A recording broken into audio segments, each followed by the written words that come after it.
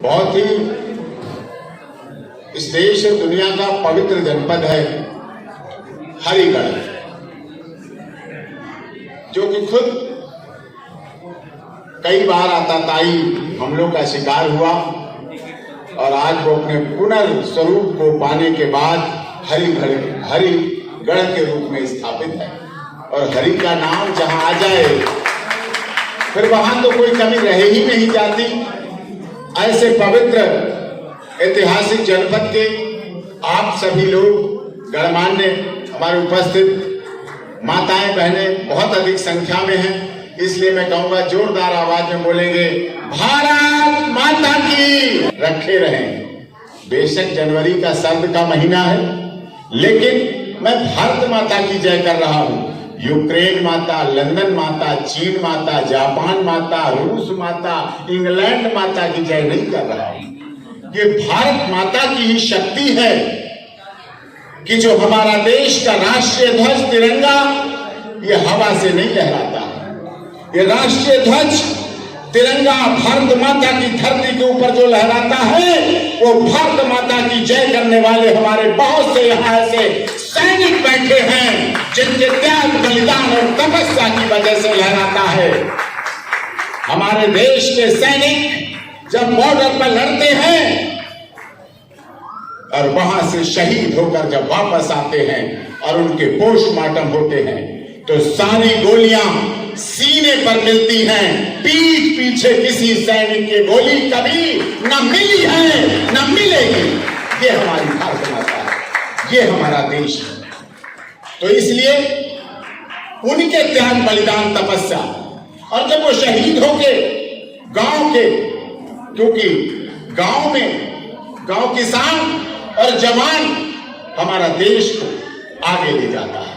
जय जवान जय किसान। और अब देश के माननीय प्रधानमंत्री जी ने जय विज्ञान का नारा देकर दुनिया में जो स्थान स्थापित किया है तो ये तीनों नारे स्थापित होते हैं। जब जवान का, शहीद का अंतिम संस्कार हो जाता है, यहाँ हरिगढ़ में भी बहुत ऐसे सैनिक हैं, परिवार जो शहीद होके मिट्टी में है। जब उनकी समाधि पर शुरू में बहुत राजनीति, पत्रकार सभी लोग जाते रहते हैं और जाना भी चाहिए, लेकिन जब कुछ दिन कम हो जाते हैं, थोड़े दिन हो जाते हैं, तो वहां पर जो हमारी माताएं बहनें जाती हैं और उस समाधि पर हाथ लगाकर खड़ी होकर कहती हैं कि जा तू तो चला कर। क्योंकि जाने वाला कोई सैनिक किसी का बेटा होता है, किसी का भाई होता है, किसी का चाचा, ताऊ, दादा, मामा, नाना होता है। तो वो कहती हैं हमारी माताएं बहनें कि तू तो चला गया, लेकिन जो पेट में पल रहा बच्चा है उसे भी इस देश की सीमा पर शहीद होने के लिए और भारत माता की आन शान के लिए हम भेजते रहेंगे। ऐसी हमारी भारत माता है। इसलिए हमारे साथ जोरदार मुट्ठी बांधकर, दोनों हाथों के साथ मुट्ठी बांधकर जोरदार आवाज में बोलेंगे, भारत माता की। अगर किसी को सर्वाइकल की प्रॉब्लम ना हो, अगर हाथ उठाने में कोई बात हो तो अलग बात है, ना हो तो सारे लोग हाथ भी उठाएंगे और गले की आवाज भी बोलेंगे। मैं तो सुप्रीम कोर्ट में इतना नहीं बोलता हूं, इतना बोलूं तो हमारा क्लाइंट ना अपने दादा परदादा की जमीन बेच के हमें ला के दे देगा। कुछ ही मिनट बोलता हूं। यहां क्यों बोल रहा हूं? क्योंकि ये जनपद है हमारे बहुत यशस्वी, पूरे देश में आपके अलीगढ़ का नाम ऊंचा करने वाले भारतीय जनता पार्टी के राष्ट्रीय सह प्रभारी हमारे बड़े भाई आदरणीय आरपी सिंह का अलीगढ़ है, हरिगढ़ है।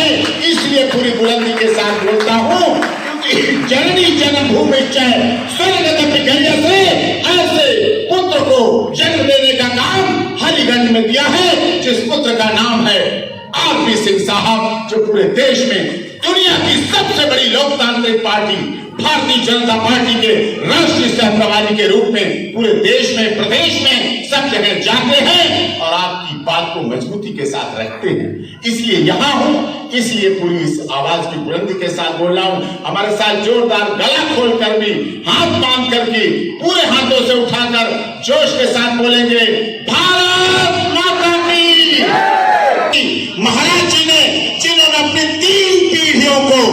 इस मंदिर निर्माण के लिए लगाया। महंत दिग्विजय नाथ जी, महंत अमरनाथ जी और योगी आदित्यनाथ जी, 3 पीढ़ियों के सपने को पूरा करने का काम हमारे देश के माननीय मुख्यमंत्री जी ने किया है, हो रहा है। और मैं भी इस बात में आज सौभाग्यशाली महसूस करता हूं कि जब मैं 18 वर्ष का हुआ भी नहीं था, उस समय जोश था, राम जन्मभूमि मुक्ति आंदोलन बहुत तेजी से चल रहा था। जब अक्षत के द्वारा निमंत्रण आया मेरे पास, यानी कि वो लिस्ट खंगाली गई कि जब राम जन्मभूमि मुक्ति आंदोलन में वो कौन कौन लोग थे जो उस समय जेल गए थे। जब उस समय इस डॉक्टर, अब डॉक्टर हो गया, अब एपी सिंह हो गया, उस समय केवल अजय प्रकाश सिंह था जो कि 12वीं का छात्र था। अपने छात्र जीवन में 24 दिन जिला कारागार बरेली में जेल में रहने वाला वो व्यक्ति, तब मुझे याद आया कि हाँ, मैं भी तो जेल में रहा था। तब हमने वो प्रमाण पत्र खंगलवाया कि हाँ, निकला हुआ बहुत पुराना रखा हुआ था। गर्व महसूस होता है। कभी सोचा नहीं था कि हमारे जीवन काल में भी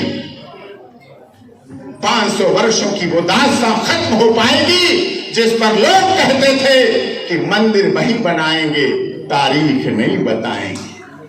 आज वो कहने वाले लोग, उनको निमंत्रण भी दिया जा रहा है भारत सरकार के द्वारा, लेकिन फिर भी उनके हाथों में इतनी हिम्मत नहीं है कि वो अक्षत के चावल और निमंत्रण स्वीकार करके अयोध्या की तरफ एक कदम बढ़ा के देखें। आज उसमें उन्हें ऐतराज हो रहा है क्योंकि उन्हें अपना पिछला अतीत याद है। उन्होंने बोला था राम काल्पनिक है, राम सेतु काल्पनिक है। अभी भी कुछ लोग बोल देते हैं सनातन धर्म में HIV है, एड्स है, डेंगू है, मलेरिया है। सोचिए, ऐसे भाव रखने वाले लोग भी इस देश में, और इस देश का महत्व हमारे देश के माननीय प्रधानमंत्री जी और उत्तर प्रदेश के यशस्वी मुख्यमंत्री महाराज जी ने जिस समय दुनिया में 75 वर्ष हम आज स्वर्ण काल, अमृत काल महोत्सव मना रहे हैं, तो ऐसा हमारे प्रदेश का मुख्यमंत्री हुआ जिसने पाई पाई का हिसाब देने का काम देश को दिया है।